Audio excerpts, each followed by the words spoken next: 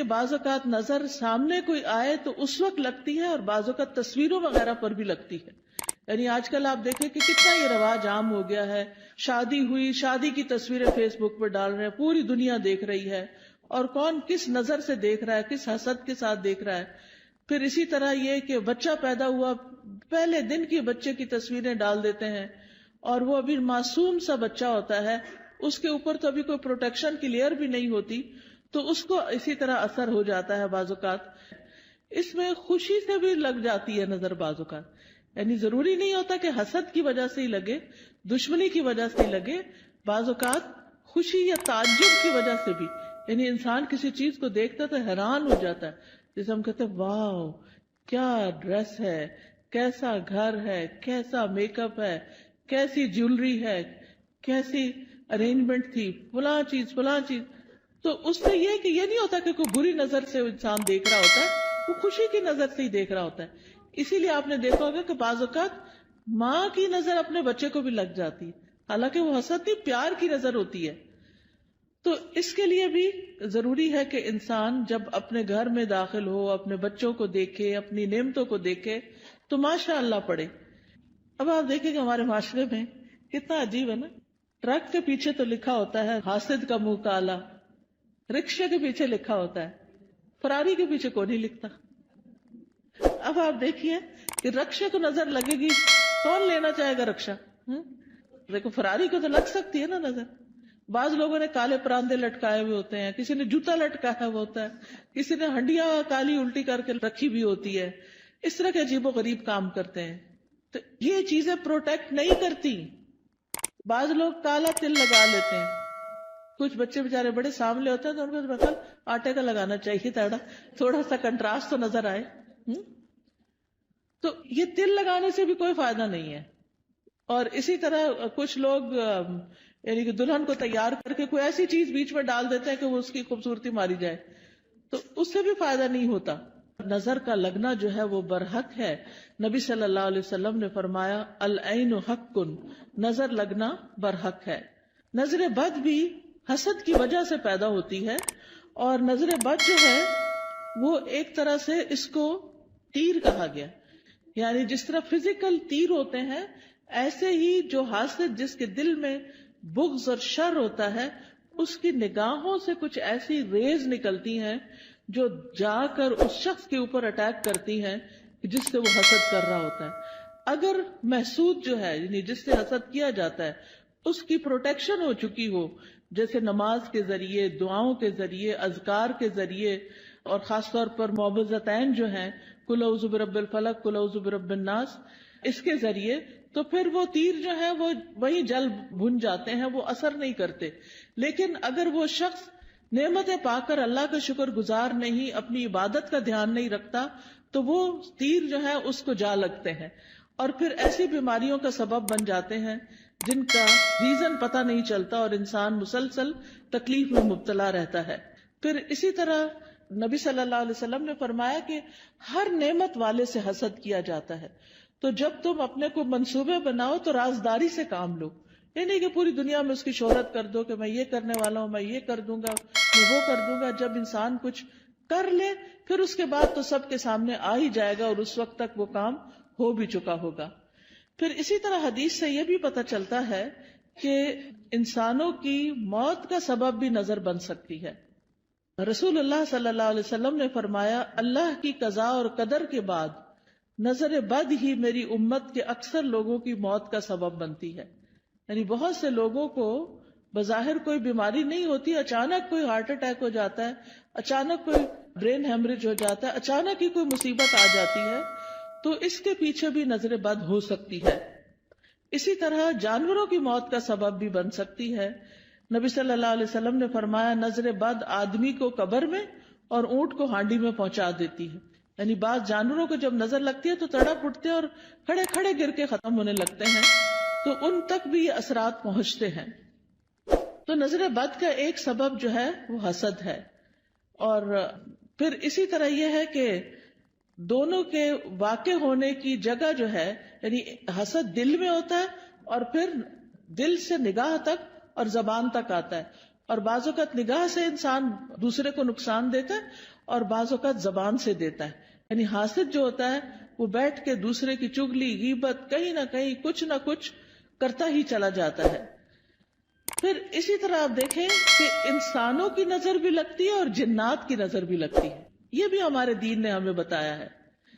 اور حدیث سے پتہ چلتا ہے نبی صلی اللہ علیہ وسلم انسانوں اور جنوں کی نظر سے پناہ مانگنے کے لیے مختلف دعائیں پڑھا کرتے تھے. پھر جب یہ معوذتین نازل ہوئی تو آپ صلی اللہ علیہ وسلم نے باقی چیزیں پڑھنی چھوڑ دی اور صرف معوذتین پڑھتے تھے. یعنی قل اعوذ برب الفلق اور قل اعوذ برب الناس، اور اس سے علاج کیا کرتے تھے. اور پھر یہ ہے کہ جن جو نظر لگاتے ہیں وہ انسانوں کی نظر سے بھی سخت ہوتی ہے. اور انسان تو ہمیں نظر بھی آ جاتے ہیں جب ہمیں پتہ چلتا ہے کہ فلاں شخص جو ہے وہ ہم سے حسد کرتا ہے یا ہمارے بارے میں اس طرح سمجھتا ہے، تو ہم اس سے بچنے کی بھی کوشش کرتے ہیں جتنے حد تک بچ سکیں. لیکن جن تو ہمیں نظر بھی نہیں آتے ان سے کیسے بچ سکتے ہیں؟ ان سے صرف یہ ہے کہ ان دعاؤں کو صبح و شام پڑھا جائے، اذکار کو، تو اس سے انسان محفوظ رہ سکتا ہے. قرآن مجید میں آتا ہے سورۃ الکہف میں وَلَوْلَا إِذْ دَخَلْتَ جَنَّتَكَ قُلْتَ مَا شَاءَ اللَّهُ لَا قُوَّةَ إِلَّا بِاللَّهِ. اور جب تم اپنے باغ میں داخل ہوئے تو تم نے یہ کیوں نہ کہا کہ جو اللہ نے چاہا، یعنی جی اللہ کے کرنے سے ہی سب ہوا ہے. کیونکہ حقیقت یہ ہے کہ جو بھی نعمت ہمارے پاس ہے یہ ساری کی ساری اللہ پاک کی طرف سے ہے. قرآن مجید میں آتا ہے وَمَا بِكُم مِّن نِّعْمَةٍ فَمِنَ اللَّهِ. تمہارے پاس جو بھی کوئی نعمت ہے وہ اللہ کی طرف سے ہے. ابن حجر کہتے ہیں نظر کبھی خوشی اور تعجب کی صورت میں بھی لگ جاتی ہے، اگرچہ وہ کسی محبت کرنے والے کی طرف سے ہو، اور کبھی وہ کسی نیک آدمی کی طرف سے بھی ہو سکتی. یعنی نیک آدمی کسی کی نیکی پر خوش ہو رہا ہے تو اس سے بھی ہو جاتا ہے. تو جب کسی کی کوئی چیز دیکھیں تو فوراً برکت کی دعا دے کہ اللہ ان کو برکت دے. اچھا کھانا دیکھیں، اچھا ڈریس دیکھیں، اپنے بچے کو کوئی نیکی کا، خیرات کا، صدقات کا کوئی اچھا کام کرتے ہوئے دیکھیں. اس سب چیزوں پر ہم کیوں ایسا کرتے ہیں؟ بچہ پیدا ہوتا ہے ہم کہتے ہیں مبارک دینی ہے، کوئی حج پہ جاتا ہے تو ہم واپس آتا ہے تو ہم اس کی مبارک دیتے ہیں، کسی کی شادی ہوتی ہے تو ہم مبارک دیتے ہیں، کسی کا بزنس اچھا فلرش کر جاتا ہے تو اس پہ مبارک دیتے ہیں، کبھی کسی کے جاب اچھی لگ جاتی ہے، کسی کو کوئی عہدہ ملتا ہے تو اس کو مبارک دیتے ہیں. تو ہمارے دین میں جو مبارک کا کانسیپٹ ہے اس کا مطلب یہ ہوتا ہے کہ اللہ تمہیں اس میں برکت دے اور حاسد یا خوش ہونے والے دونوں کی نظروں سے بچائے. یعنی کہ جو بری نظر سے دیکھ رہا ہے اس سے بھی بچو، اور جو اچھے خوش ہو کے اپنے ہی بہن بھائی یا اپنے ہی والدین ان کی بھی نظر سے بچ سکو. پھر اسی طرح کچھ نظریں بیمار کرنے والی ہوتی ہیں. اب آپ دیکھیں ریز کا کانسیپٹ تو آج کے دور میں بہت آسانی سے سمجھ آتا ہے. مائکرو ویو میں کیا ہے؟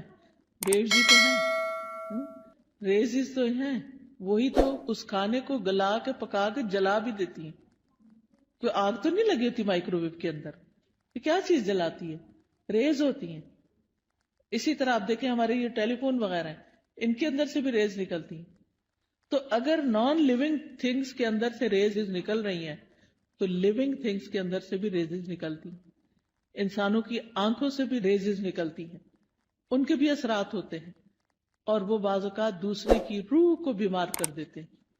حضرت ام سلمہ کے پاس ایک لڑکی تھی جو پیلی زرد پڑی ہوئی تھی، تو نبی صلی اللہ علیہ وسلم نے فرمایا کہ اس کو نظر لگی ہے. آپ نے بتایا کہ اس کی رنگت کیوں تبدیل ہو گئی ہے؟ اس کو نظر لگی ہے تاکہ اس کا علاج کیا جائے. بعض اوقات انسان کے جسم کے صرف کسی ایک حصے کو لگتی اور وہ حصہ بیکار ہو جاتا ہے. پھر اسی طرح بعض نظریں جو ہیں وہ آگ والی ہوتی ہیں، ان کو ناری نظریں کہتے ہیں. پھر اسی طرح یہ یاد رکھیے ایک بات کہ جو ہوتا ہے اللہ کے اذن سے ہوتا ہے، یعنی اس بندے کے اندر کوئی طاقت نہیں. اور اگر کوئی بندہ کہے کہ میں فلاں کو نظر لگانے لگاؤں تو نہیں لگا سکتا. اچانک لگ جائے اور بات ہے، خود سے کوئی نہیں لگا سکتا، کیونکہ اس میں بھی جو ہوتا ہے اللہ کے اذن سے ہوتا ہے. کیونکہ ہم فوراً لوگوں کو بلیم کرنے لگتے ہیں، وہ فلاں آئی تھی نا اس لیے یہ ہوا ہے، فلاں نے ایسا کیا، فلاں، وہ تو ایک سبب بنا. تو لوگوں کو بلیم کرنے کی بجائے یہ سوچے یہ میری تقدیر میں تکلیف لکھی تھی اس لیے آ گئی. تیسرا بڑا سبب اذکار اور تلاوت قرآن اور نمازوں کی پابندی نہ کرنا، اس سے نظر لگتی ہے، اس سے یہ شیطانی اثرات حملہ آور ہوتے ہیں. کیونکہ ذکر جو ہے اللہ کا، یہ ایسے ہی ہے جیسے قلعہ ہوتا ہے. جب انسان ذکر کرتا ہے تو وہ قلعے کے اندر چلا جاتا ہے، اور پھر قلعے کے باہر جو بھی دشمن ہوتا ہے وہ اس کے اوپر قابو نہیں پا سکتا. پھر اسی طرح امتحان اور آزمائش ہے انسان کی، کہ دنیا میں انسان آیا ہے. دنیا پھولوں کی سیج نہیں ہے، یہ دنیا امتحان کے لیے ہے، آزمائش کے لیے ہے. تو ہر انسان کسی نہ کسی طرح ایک امتحان میں مبتلا ہے، ایک آزمائش میں مبتلا ہے. تو اس کے لیے کیا کرنا چاہیے کہ انسان اللہ کی طرف رجوع کرے. تو یاد رکھیے کہ جب نظر لگتی ہے تو اس کے کچھ علامتیں ہوتی ہیں، کچھ جسمانی علامتیں ہیں. چہرے پہ دھبے پڑ جانا، جیسے چھائیاں سے نہیں پڑ جاتی، یہ بھی بعض اوقات نظر کی وجہ سے ہوتی. پھر بچوں کا بلا وجہ روتے جانا. حضرت عائشہ کہتی ہے کہ ایک مرتبہ نبی صلی اللہ علیہ وسلم تشریف لائے تو ایک بچے کے رونے کی آواز سنی. آپ نے فرمایا تمہارا یہ بچہ کیوں رو رہا ہے؟ کیا تم نے اس کو نظر بد کا دم نہیں کیا؟ کئی دفعہ ہوتا ہے نا، بچے نے کھایا پیا سویا آرام کیا، سب کچھ کیا ہوتا ہے، لیکن وہ چین ہی نہیں پکڑ رہا ہوتا. ماں بہلا بہلا کے آخر بازو کا دیکھا ہوگا ماں کو ایک دو لگاتی ہے اور بیڈ پہ ڈال دیتی ہے، چلو رو لو پھر جتنا رونا ہے. حالانکہ وہ بیچارہ کسی تکلیف میں مبتلا ہوتا ہے، اس وقت اس پہ سورۃ فاتحہ پڑھ کے دم کرنا چاہیے، کیونکہ وہ ڈسٹرب ہوتا ہے. بعض بچے ہائپر ایکٹیو ہوتے ہیں، بے وجہ خواہ مخواہ میں ماں کو ٹیچرز کو سب کو تنگ کرتے رہتے ہیں. تو ایسے بچوں کا بھی علاج کرنا چاہیے، صرف دوا سے نہیں بلکہ دم وغیرہ سے بھی. اسی طرح بعض بچے کمزور ہو جاتے ہیں، یعنی بہت سوکھے اور بالکل ان کی ہیلتھ اچھی نہیں ہوتی. تو آپ نے حضرت اسماء بنت امیس سے کہا کہ میں اپنے بھائی کے بچوں کو دیکھتا ہوں، حضرت جعفر جو کزن تھے آپ کے، کہ ان کے جسم بڑے دبلے پتلے ہیں، کیا ان کو فقر و فاقہ ہے، کھانے کو نہیں ملتا؟ تو حضرت اسماء کہتی ہے نہیں، ان کو نظر بہت جلدی لگ جاتی ہے. آپ نے فرمایا انہیں دم کرو. انہوں نے آپ کے سامنے چند کلمات پیش کیے تو آپ نے فرمایا انہیں دم کرو، یعنی ان کے اوپر دعائیں پڑھ کے پھونکو. اور دم کرنے کا بہترین طریقہ سورۃ فاتحہ پڑھے، آیت الکرسی پڑھے، معوذتین پڑھے اور پھونک مار دیں. کسی راکی کے پاس جانے کی بھی ضرورت نہیں. ہر ماں کو طریقہ آنا چاہیے کہ کس طرح کرنا ہے. نبی صلی اللہ علیہ وسلم ہر روز رات کو سوتے وقت اپنے ہاتھوں پر قل هو اللہ، قل اعوذ برب الفلق، قل اعوذ برب الناس 3 دفعہ پڑھ کے اپنے چہرے، اپنے سر، اپنے سارے جسم پر جہاں جہاں ہاتھ پہنچتا تھا آپ پڑھ کے خود اپنے آپ کو دم کر لیتے. پوری زندگی کا آپ کا معمول تھا. ہم سب کو بھی اپنے اوپر روز رات کو سوتے وقت خود دم کرنا چاہیے. پھر اسی طرح بعض اوقات نظر لگنے کی وجہ سے انسان اچانک گر بھی جاتا ہے. یعنی آپ نے دیکھا ہوگا کہ بعض اوقات اچانک لوگ سلپ ہو جاتے ہیں، اٹک جاتے ہیں، گر جاتے ہیں، اونچائی سے گر جاتے ہیں. رسول اللہ صلی اللہ علیہ وسلم نے فرمایا بے شک نظر بد آدمی کو اللہ کے حکم سے دیوانہ کر دیتی ہے، حتیٰ کہ بعض اوقات وہ اونچی جگہ چڑھتا ہے اور وہاں سے گر پڑتا ہے. یہ اب اللہ کے رسول صلی اللہ علیہ وسلم نے ہمیں بتایا، جن کی باتیں جھوٹی نہیں ہوتی. اور ایک اور جگہ پر مسند احمد کی روایت میں فرمایا نظر لگ جانا برحق ہے اور یہ اوپر چڑھنے والے کو پھسلا دیتی ہے. اوپر چڑھنے سے مراد ایک تو بلندی پہ ویسے چڑھنا ہو سکتا ہے، اور ایک دنیا کے اعتبار سے اوپر اوپر اوپر یعنی ترقی ہوتے چلے جانا. تو آپ صلی اللہ علیہ وسلم نے اس کا حل کیا بتایا کہ برکت کی دعا دو. یعنی جس کو ترقی مل رہی ہے اور کوئی بڑا نام مل رہا ہے تو اس کے لیے بارک اللہ فیکا، بارک اللہ لکا، بارک اللہ علیکا، اللہ برکتیں دے. پھر اسی طرح کچھ اور علامتیں بھی ہوتی ہیں. بعض اوقات سر درد شروع ہو جاتا ہے، بعض اوقات جسم کے کسی ایک حصے میں شدید درد اٹھ جاتا ہے. قرآن سنتے وقت جمائیاں بہت آتی ہیں، یعنی پڑھا ہی نہیں جاتا. آپ نے دیکھا ہوگا کہ بعض اوقات آپ قرآن پڑھ رہے ہوتے ہیں اور آپ سوئے چلے جاتے ہیں اور سوئے چلے جاتے ہیں، اور آپ پھر اٹھتے ہیں، اٹھاتے ہیں اپنا، پھر سو جاتے، پھر اٹھاتے، پھر یہ بھی نظر کی وجہ سے ہوتا ہے. پھر اسی طرح وزن اچانک کم ہونے لگتا ہے.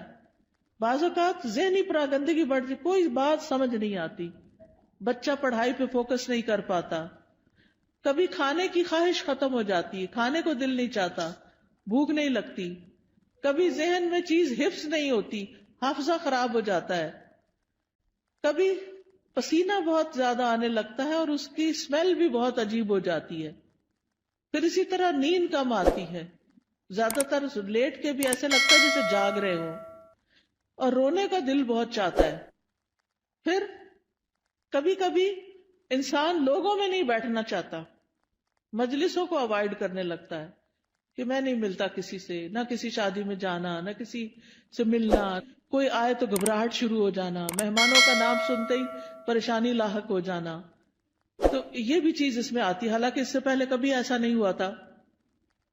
پھر اسی طرح مال میں برکت نہ ہونا، پھر لوگوں کے بارے میں شک میں پڑ جانا، یہ مجھے گھورتے ہیں، ان کے آنے سے فلاں چیز ہو گئی ہے، یعنی لوگوں کے اوپر شک کرنا شروع کر دینا، یہ بھی ایک نفسیاتی وسوسہ اور خلل پیدا ہو جاتا ہے۔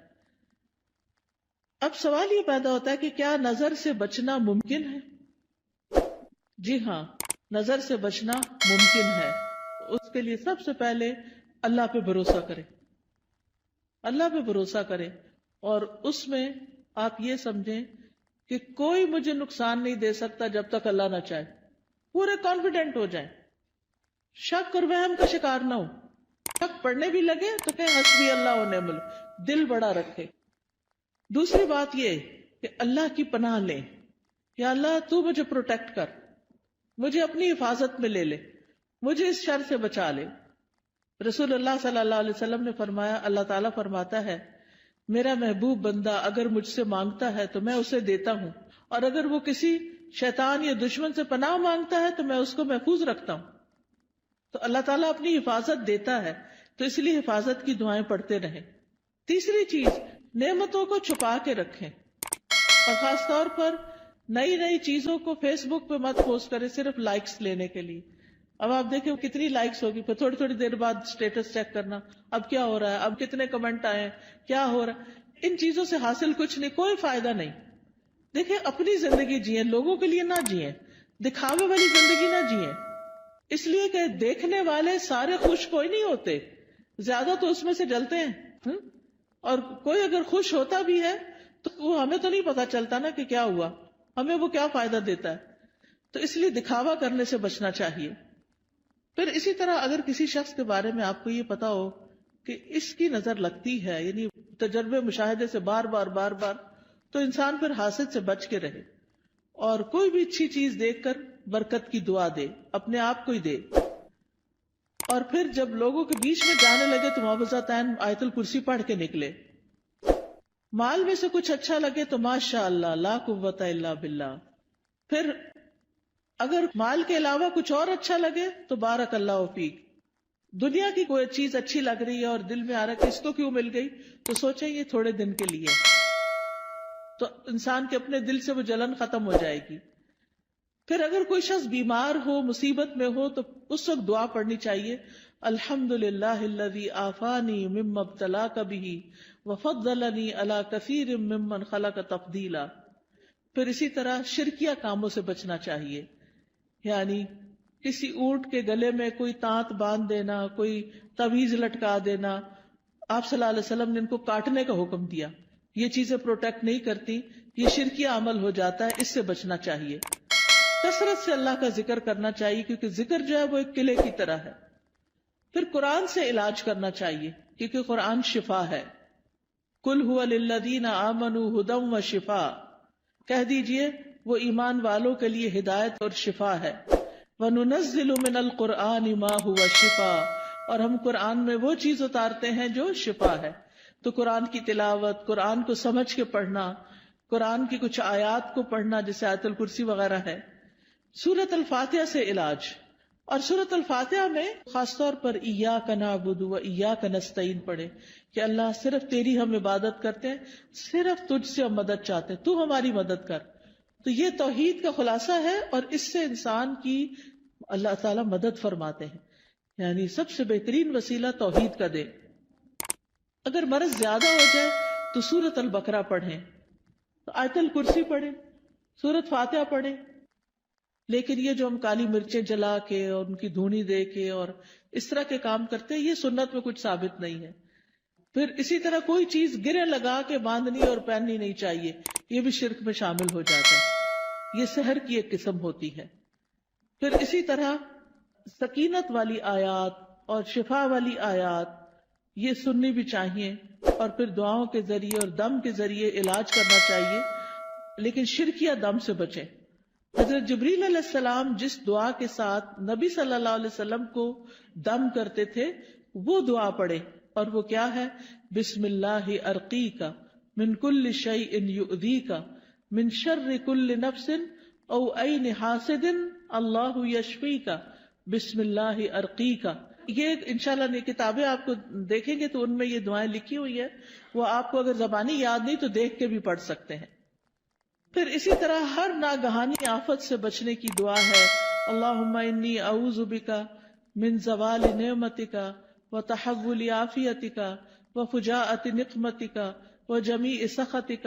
اے اللہ میں تیری پناہ چاہتا ہوں اس بات سے کہ تیری کوئی نعمت چھن جائے، یا تیری دی ہوئی عافیت پلٹ جائے، یا کوئی ناگہانی عذاب آ جائے، اور تیرے تمام غصے اور ناراضگیوں سے میں تیری پناہ چاہتا ہوں.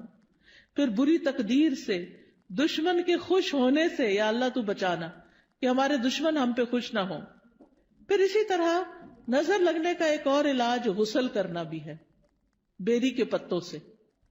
پھر اسی طرح یہ کہ جس کی نظر لگی ہو اس کا وضو کا پانی لے کے اس کو بھی جسم پر ڈالیں تو اس سے بھی نظر دور ہوتی ہے. پھر اسی طرح یہ ہے کہ اگر وہ پانی نہ دے وضو کا تو اس کا جھوٹا پانی جو ہے وہ بھی پی کر انسان کو فائدہ ہوتا ہے. پھر اسی طرح یہ ہے کہ قدرتی چیزوں سے بھی علاج کرنا چاہیے. زمزم کا پانی دم کر کے رکھ لیں اور اس کو پئیں. زمزم کے پانی سے نہا بھی سکتے، کوئی بیدبی نہیں ہے. کئی لوگ اس کو ایسے ہی سمجھتے کہ بیدبی، ایسا کچھ بھی نہیں ہے. زیتون کا تیل پینا جو ہے یہ بھی بڑا فائدہ مند ہے. جو کولڈ پریس ہوتا ہے نا زیتون کا آئل، ایک تو ہوتا ہے نا یہ جو لبوں وغیرہ میں ملتا ہے، نہیں، کولڈ پریس دبئی وغیرہ سے اچھا مل جاتا ہے، یہاں بھی شاید ہوں گی دکانیں جن پہ. ایک ہوتا ہے ایکسٹرا ورجن، نہیں، کولڈ پریس جسے کچی گھانی کا نہیں کہتے ہمارے ہاں، جیسے یہ توریا اور یہ جو سرسوں، اس کا جو کچی گھانی کا تیل ہوتا ہے وہ خالص ہوتا ہے، اور جو مشینی قسم کا ہوتا ہے وہ اور ہوتا ہے. تو اسی طرح کچی گھانی کا زیتون کا تیل جو ہوتا ہے وہ زیادہ مؤثر ہوتا ہے. تو صبح کے وقت زیتون ایک چمچہ پی لیں اٹھ کے، جیسے آپ وضو کر کے آئے، آ کے ایک چمچہ زیتون کا پیئیں، پھر نماز وغیرہ پڑھیں. اس کے آدھے گھنٹے تک کچھ کھائیں پیئیں نہیں، اور وہ نماز وغیرہ میں ذکر اذکار میں آدھا گھنٹہ گزر جاتا ہے. نبی صلی اللہ علیہ وسلم نے فرمایا کلوا الزیت وادہنوا بہ فانہ من شجرۃ مبارکۃ. زیتون کا تیل کھاؤ بھی اور لگاؤ بھی، کیونکہ یہ مبارک درخت ہے. قرآن مجید میں اس کو مبارک درخت کہا گیا ہے. پھر جسم پر زیتون یا کلونجی کا تیل ملنا یہ بھی بیماریوں کو کم کرتا ہے. پھر اسی طرح دم کیا ہوا پانی جو ہے وہ ناک میں ڈالنا اور جھاڑنا. شہد کھانا وہ بھی علاج ہے. کلونجی کے دانے نہار منہ کھانا 3 یا 7 یا 5. تلبینہ کھانا، اس سے غم دور ہوتا ہے. اجوا کھجور کھانا، حدیث میں آتا ہے کہ جو 7 اجوا کھجوریں کھا لے اس کو اس دن کوئی جادو زہر چیز اثر نہیں کرے گی. پھر اسی طرح سنا مکی، سنوت جو ہے، فرمایا یہ موت کے علاوہ ہر بیماری کا علاج ہے. سنا مکی جو ہوتا ہے وہ اگر اس کے پتے وغیرہ ہوتے ہیں، اگر کاوے کی طرح اگر آپ بنا کے اس کو پیئیں تو پیٹ کو بھی صاف کرتی ہے. پھر شہد، زیتون کا تیل، کلونجی کو ملا کے استعمال کریں. تینوں کو ہم وزن ملا لیں اور یہ سارے زہر ٹاکسنز جو ہے نا جسم سے نکال دیتی ہیں. یعنی جتنا شہد ڈالیں اتنا زیتون، اتنا کلونجی کا آئل، تو ان کو ملا کر، یعنی کہتے ہیں کہ جو اگر کسی کو نظر بد ہو یا جن ہو تو یہ جسم کو پاک کر دیتی ہے یہ چیز. حجامہ کرانا، حجامہ جو ہے وہ بھی ایک بہترین علاج ہے نظر بد کا. تو یہ تمام چیزیں جو ہیں جب انسان کرتا ہے تو اللہ تعالیٰ شفا دیتا ہے. علاج کی نیت سے صدقہ کرنا، ایک صدقہ ہوتا ہے ویسے انسان روزانہ کچھ نہ کچھ اللہ کے راستے میں دیتا ہے، اور ایک اس لیے دیتا ہے کہ میرا علاج ہو جائے. اس کے لیے ضروری نہیں کہ کوئی بکرا دیا جائے یا کوئی اور اس طرح کی چیز. جو بھی کسی کی ضرورت ہے اگر آپ وہ پورا کر دیتے ہیں تو وہ بھی آپ کے لیے فائدہ مند ہو جاتا ہے.